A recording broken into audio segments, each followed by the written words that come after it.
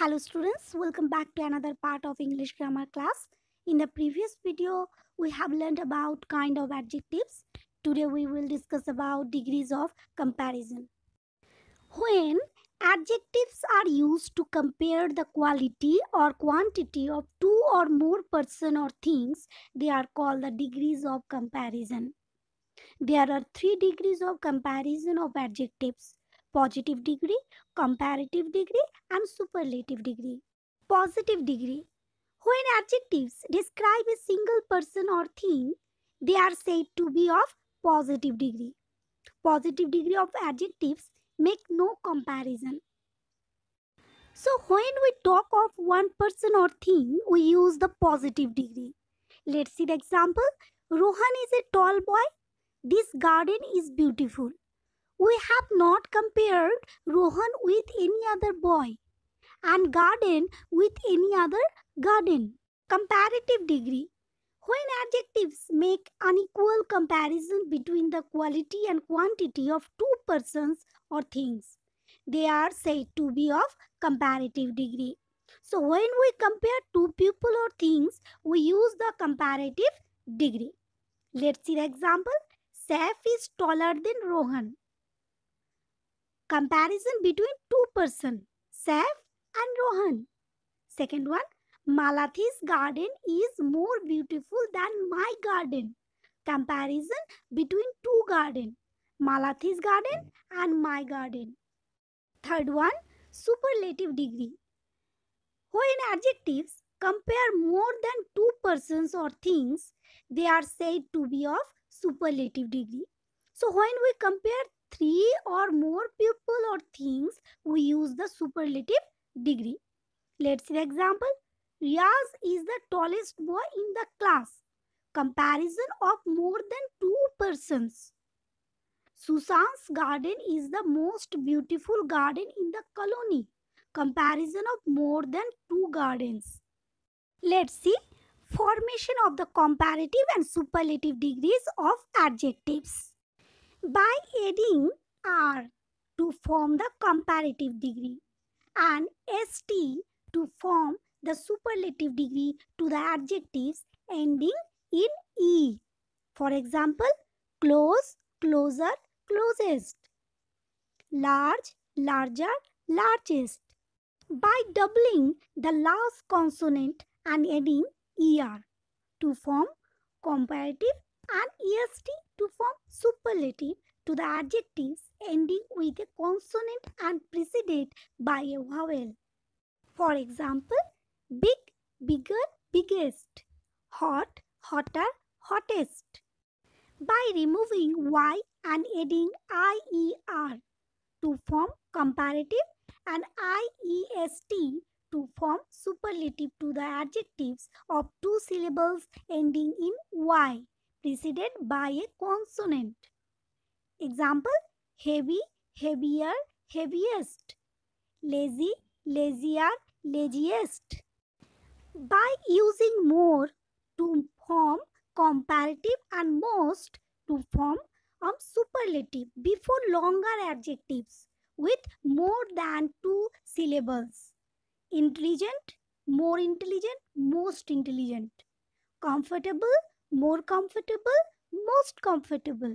By using a new word to form comparative and superlative for some adjectives. Such adjectives are irregular. For example, good, better, best. Bad, worse, worst. Some adjectives do not need comparative or superlative forms. For example, perfect, complete, absolute, whole. Adjectives and adverbs can use to make comparison. There are 3 degrees of comparison in adverbs: positive, comparative, and superlative.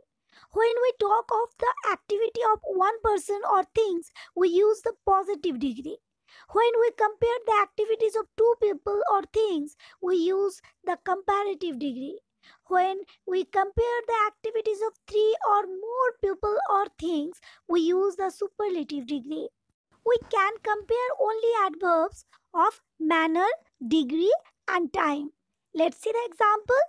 High, higher, highest. Fast, faster, fastest. Near, nearer, nearest. Adverbs that end in ly or have three or more syllables use more for the comparative and most for the superlative. For example, quietly, more quietly, most quietly. Wisely, more wisely, most wisely. Heavily, more heavily, most heavily. Some adverbs form the comparative and superlative in irregular ways. For example, little, less, least, much, more, most, well, better, best. Let's see some rules regarding the position of adverbs. Rule number 1. When the verb is intransitive, the adverb is placed immediately after it. Let's see example. He ran slowly. She sang beautifully. In these sentences, ran and sang are intransitive verb. Slowly and beautifully are adverb. So, the words slowly and beautifully are placed after intransitive verb. Rule number 2. When the verb is transitive, the adverb is placed immediately after the object. Let's see example. She faced the struggle bravely. He offered his help happily. In these sentences, struggle and help are object. Bravely, happily are adverb. So the words bravely and happily are placed after the object. Rule number 3. Adverbs of time and frequency usually come before the verb. For example, he never admitted his fault. Always speak the truth. In these sentences, admitted and speak are verb and never and always are adverb. So the word never and always are come before the verb. Rule number 4. When the verb consists of an auxiliary and a main verb, the adverb is placed between the two. For example, I have always wanted to be an artist. He was greatly admired for his talent.